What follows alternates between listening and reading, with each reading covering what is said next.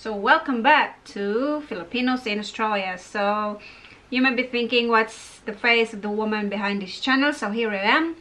Now we'll talk about how to get a driver's license here in Australia when you are from a different country or you are from overseas. So I have a list here where I will talk about based on my experience. So in Australia, they have three types of stages where you go through before you get your full license. So first one is a learner's permit. So if you are below 21 years old, or if you have no license or anything yet so you will go through learner's permit. The first thing you need to do is to take the computer test to get the learner's permit. So the computer test is around $42. The fee is $42. So you go there, you book an appointment, and you will sit on a computer test, which will take around 30 minutes to 1 hour, or 20, I think it's 20 items as far as I can remember. So if you pass that test, you will get a temporary card or a temporary note, and then few weeks later you will get your learner's card. It's like driver's license. It's a plastic card, but it's only a learner's permit. So with learner's permit, you have some restrictions, like you cannot drive on your own. You must have someone, always have someone with you to supervise.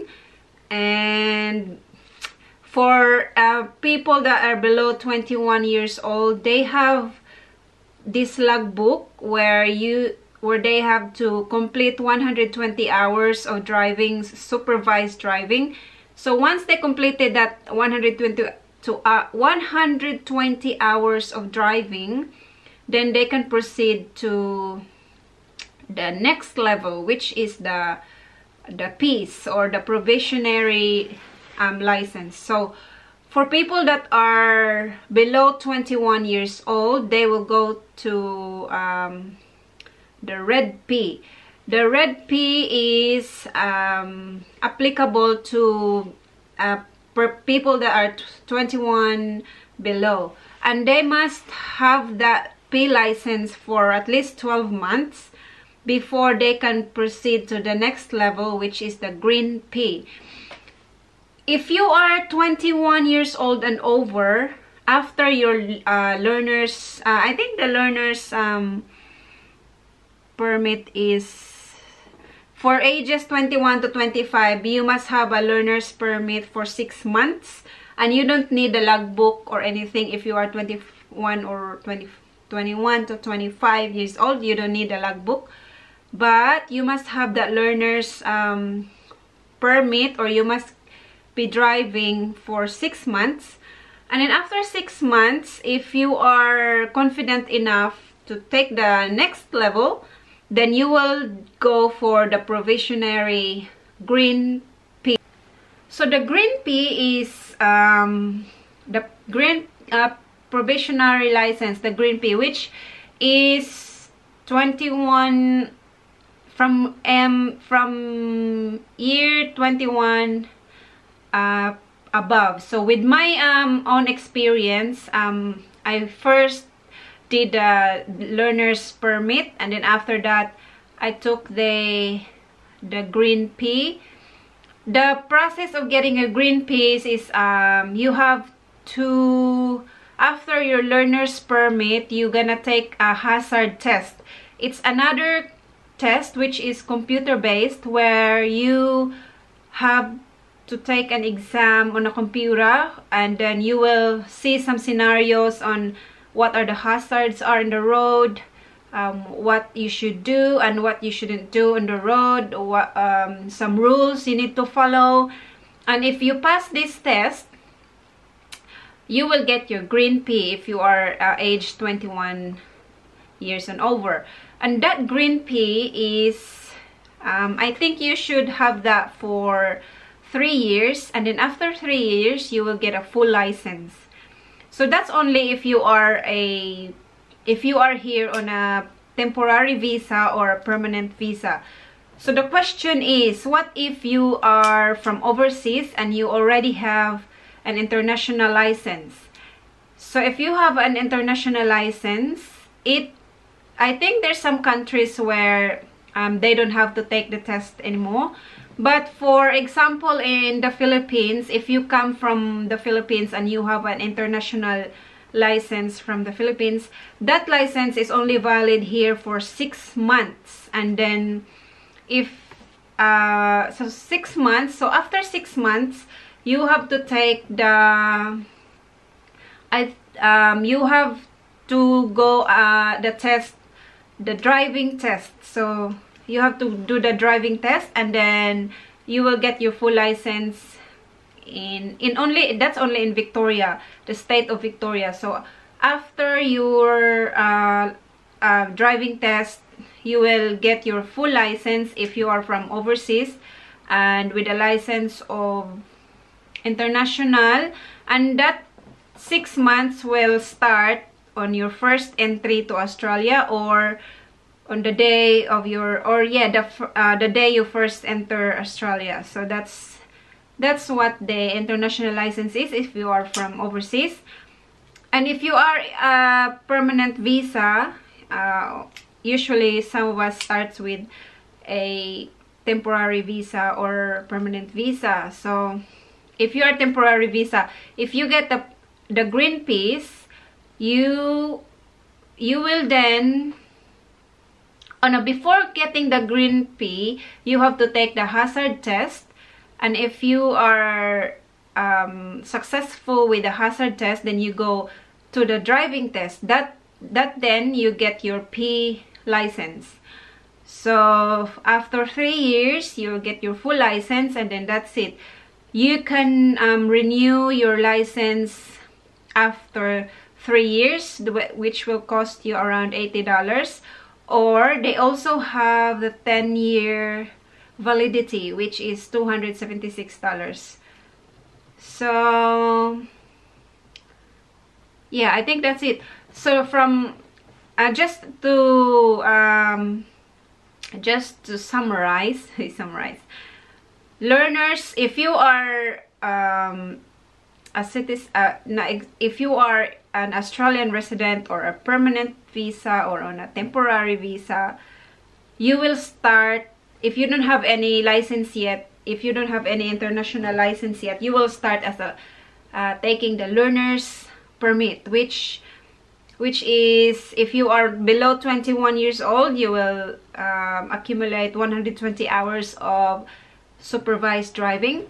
And if you are 21 and over, you will hold the learner's permit for 6 months, and then you can proceed to Green P. But if you are below 21, you will, after the learner's permit of 122 hours, day and night driving accumulated, you will have to go then to the Red P, which is still go to one process to get your Green P for like around 12 months from Red P to Green P. So that's 12 months.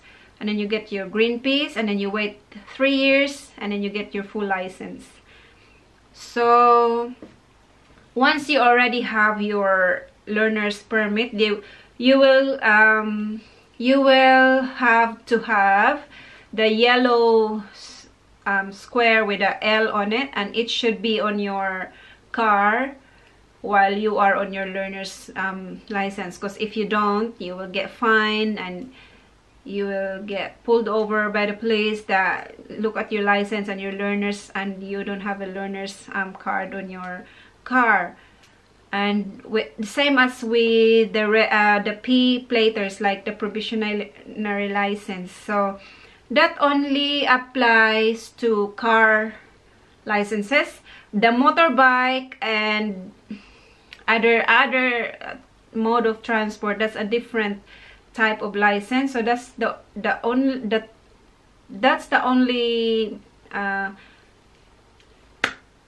those are just only for cars and the common mode of transport. So if you want to get a a truck license, that's a different one. If you want to get a boat license, you get a different one, different process.